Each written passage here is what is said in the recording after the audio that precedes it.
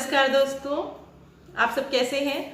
आशा है आप सभी सुरक्षित होंगे अपने अपने घरों में। तो संस्कृत की कक्षा में एक बार आपका फिर से स्वागत है।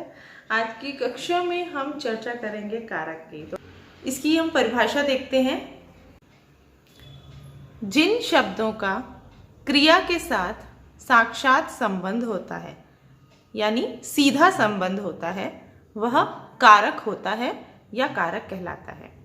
कर्ता ने कर्म को करण से के द्वारा संप्रदान के लिए अपादान से पृथक के अर्थ में संबंध काकी के रारीरे अधिकरण में पर और संबोधन है हे अरे भो। तो इन चिन्हों के साथ ही यह निश्चित होता है कि इसमें शब्द में या वाक्य में कौन सी विभक्ति लगेगी। तो इसको इसी प्रकार हमें कंठस्थ कर लेना चाहिए। तो आइए अब हम इस कारकों के बारे में एक एक करके थोड़ा संक्षिप्त में जान लेते हैं।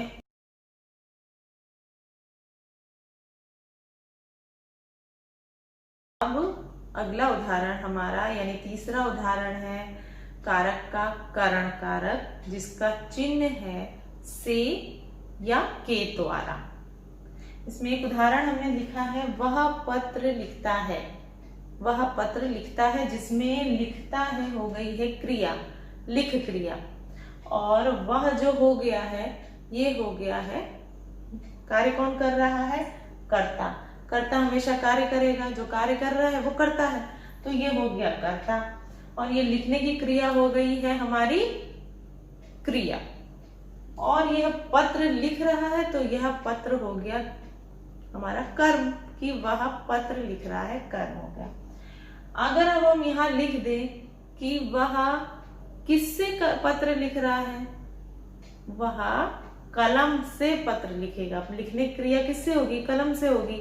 तो यहाँ पे हम लिख दें कि वह, यहाँ पे हम लिख सकते हैं कि वह कलम से पत्र लिखता है। तो यहां तो एक मेन बात देखिए, से आ गया। तो यहां पर क्या है, समझना क्या है कि जो कर्ता कार्य करेगा, यानी जो क्रिया हो रही है, लिखने की क्रिया, पत्र लिखने की क्रिया, वह किसके द्वारा हो रही है? वह किसके द्वारा हो रही है? वह हो रही है कलम के द्वारा। यानी कलम का सीधा सीधा संबंध है लिखने की क्रिया से, यानी कि क्रिया से जिसका सीधा संबंध होता है वहां पर कारक होगा। और यहाँ पर करण कारक में से के द्वारा यहाँ पर सूत्रों के हिसाब से यहाँ पर तृतीया विभक्ति लगेगी। तो यहाँ पर हम इसका संस्कृत बनाकर देखते हैं। सह कलमेन, कलमेन हो गया तृतीया विभक्ति। कलम से पत्रम लिखति। तो यहाँ पर लिखति क्रिया का कलम से सीधा सीधा संबंध है, इसलिए यहाँ पर कलमेन में यहाँ पर तृतीया विभक्ति होगी, यानी कि करण कारक लगेगा। अगला कारक है हमारा संप्रदान कारक, जिसका चिन्ह है के लिए। यानी शब्द जब वाक्य में आएगा कि कर्ता यह कार्य जिसके लिए कर रहा है, वह वहां पर उस शब्द पर चतुर्थी विभक्ति आएगी। जैसे कि एक उदाहरण यहाँ पे लिखा है, छात्र विद्यालय जाता है। तो इसमें चतुर्थी विभक्ति अभी नहीं लगी है, क्योंकि इसका हो जाएगा छात्र विद्यालयम गच्छति। ठीक है, तो अब हमें यहाँ पर के लिए अगर कैसे प्रयोग होगा कि छात्र विद्यालय तो जाता है, उसकी इच्छा है जाने की विद्यालय की। ठीक है, वो किसी भी हम तृतीय विभक्ति में भी लगा सकते हैं। छात्र विद्यालय जाता है, किससे जाता है? पैदल जाता है, साइकिल से जाता है, बस से जाता है। ठीक है, लेकिन वह किसके लिए जाता है? विद्यालय जाता है, किसके लिए जाता है? तो छात्र विद्यालय जाता है अध्ययन करने के लिए, विद्या पाने के लिए। ठीक है। तो ये जो पाने के लिए इस कर्ता ने किया, विद्यालय जाने का उसका मेन उद्देश्य है विद्या पाना। तो वहां पर जिसके लिए क्रिया की जाएगी वहां पर चतुर्थी विभक्ति यानी कि संप्रदान कारक होगा। तो यहाँ पर किसके लिए क्रिया की जा रही है? विद्यालय जाने की क्रिया किस चीज के लिए हो रही है? अध्ययन करने के लिए, विद्या पाने के लिए। तो हम यहाँ पे लिख सकते हैं कि छात्र विद्यालय पढ़ने के लिए जाता है। छात्र विद्यालय पढ़ने के लिए जाते हैं या जाता है। यहाँ पर हम एक छात्र, एक बालक की बात करते हैं। तो यहाँ पर हो गया के लिए, एक आपने आया तो देखिए इसका यहाँ पे संप्रदान कारक जिसका है के लिए। तो इससे ये समझ में आ रहा है कि यहाँ पर हमें चतुर्थी विभक्ति लगानी है, मगर किस शब्द में लगानी है कि जो वह कार्य जिसके लिए करने जा रहा है वह विद्यालय किस लिए जा रहा है? वो विद्यालय पढ़ने के लिए या अध्ययन करने के लिए जा रहा है। तो हम यहाँ लिखेंगे छात्रः, ये कर्ता है, कर्ता प्रथमा विभक्ति में रहेगी। विद्यालयम चतुर्थी विभक्ति पढ़ने की लिखेंगे, पठ क्रिया की लिखेंगे, जो हो जाएगी चतुर्थी विभक्ति हो जाएगी पठनाय। ये हो गई चतुर्थी विभक्ति। छात्रः विद्यालयम पठनाय गच्छति।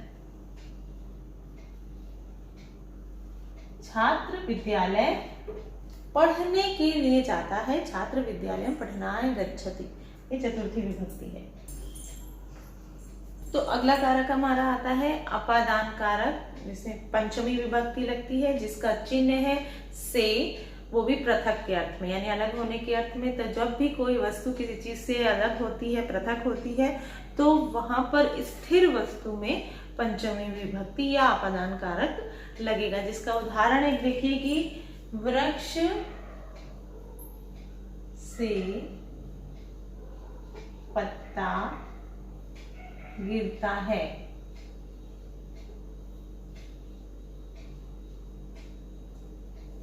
तो यहाँ पर गिर रहा है यानी कि वृक्ष से वो पत्ता अलग हो गया है। तो यहाँ पर पंचमी विभक्ति तो लगेगी, लेकिन किस शब्द में लगेगी? जो स्थिर है। स्थिर कौन सा है? वृक्ष। वृक्ष स्थिर है, वो हिला नहीं है, बल्कि पत्ता वहां से गिर के टूट के अलग हो गया है और वो स्थिर नहीं है। तो वृक्ष जो स्थिर है वहां पर पंचमी विभक्ति अपादान कारक लगेगा, तो वो बन जाएगा वृक्षात। ये पंचमी विभक्ति है, वृक्षात पत्रम, पत्ता गिरता है। पतति, पतति मतलब गिरता है। वृक्ष से पत्रम मीन्स पत्ता गिरता है। जो स्थिर वस्तु रहेगी वहां पर पंचमी विभक्ति हो जाएगा। अगला कारक है हमारा संबंध कारक। संबंध कारक से पढ़ने में ही समझ में आता है कि जिसमें संबंध दिखाते होंगे यानी रिलेशन होते होंगे। दो शब्दों के बीच में जब संबंध होते होंगे वहां पर संबंध कारक लगेगा, यानी वहां पे षष्ठी विभक्ति लगेगी। इसकी पहचान के लिए अंत में का, की, के या रा, री, रे आता है। यहाँ पे एक उदाहरण हम आपको दिखा रहे हैं कि जैसे राम के पिता दशरथ थे। जैसे कि हमने आपको पहले भी बताया है कि षष्ठी विभक्ति को कारक या संबंध को कारक नहीं माना जाता है, क्योंकि यहाँ पर सीधा सीधा क्रिया से संबंध नहीं होता है, इसलिए इसे कारक में नहीं गिना जाता है। लेकिन इसको हम लोग अनुवाद के लिए उपयोग करते हैं। तो राम के पिता दशरथ थे, इसमें राम और दशरथ दोनों में संबंध है पिता का। तो राम के पिता दशरथ थे, तो यहाँ पर राम में षष्ठी विभक्ति लग जाएगी, जो हो जाएगा रामस्य। यहाँ पर के से इसे पहचाना जा सकता है, तो राम का संस्कृत अनुवाद होगा रामस्य पिता दशरथः। और थे का हो जाएगा आसीत। राम के पिता दशरथ थे। सातवां कारक आता है हमारा अधिकरण कारक, जिसका चिन्ह होता है में और पर, जहाँ पर सप्तमी विभक्ति लगेगी। इसके उदाहरण है जैसे मैं घर पर हूँ, यहाँ पर लिखा है, या मैं घर में हूँ। दूसरा है छात्र विद्यालय में पढ़ते हैं, यहाँ पर और में जो चिन्ह है उसके हिसाब से यहाँ पर सप्तमी विभक्ति या अधिकरण कारक लगेगा, जिसको हम संस्कृत में लिखते हैं। मैं का हो जाएगा अहम, अहम, और घर पर हो तो घर को हो जाएगा सप्तमी विभक्ति गृहे अस्मि। अहम गृहे अस्मि हो गया सप्तमी विभक्ति। और दूसरा उदाहरण है कि छात्र विद्यालय में पढ़ते हैं, यानी कि हो जाएगा छात्राः, यानी बहुत सारे छात्र, विद्यालय बहुत सारे छात्र हैं तो यहाँ पे हो जाएगा पठन्ति। छात्राः विद्यालय में, यहाँ पर सप्तमी विभक्ति होगी विद्यालयी पठन्ति, तो यहाँ पर अधिकरण कारक या सप्तमी विभक्ति लगेगी। ये थे हमारे 7 कारक, लेकिन हर शब्द रूप में अंत में आता है संबोधन भी। तो संबोधन का भी अपना चिन्ह होता है, जैसे कि हे, अरे, भो, और उसके साथ में एक विस्मयकारी सूचक चिन्ह भी होता है। तो इससे इस संबोधन का अर्थ होता है कि जब भी किसी से हम वार्तालाप कर रहे हैं, 2 व्यक्ति, उसमें जब किसी को संबोधित करके बुलाया जाता है कि हे मित्र, हे रमा सुनो, हे कृष्ण सुनो, तो वहाँ पर संबोधन का चिन्ह होने से हमें पता चलेगा कि ये संबोधन है। तो यहाँ पे जैसे है कि हे राम, ये एक्सक्लेमेटरी साइन है या विस्मयकारी सूचक चिन्ह है, तो तुम क्या कर रहे हो, तो इससे हमें पता चलेगा कि यहाँ पर संबोधन का है, और संबोधन में प्रथमा विभक्ति ही लगती है। तो यहाँ पर हम हे राम का लिखेंगे हे रामः।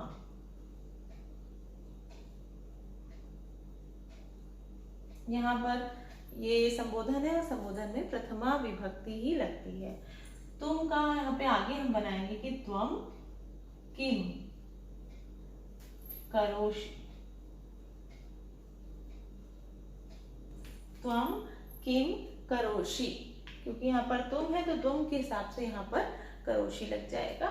तो ये हुआ हमारा संबोधन, जो कि प्रथमा विभक्ति में ही प्रयोग किया जाएगा। तो ये रहे हमारे 7 कारक और साथ में संबोधन।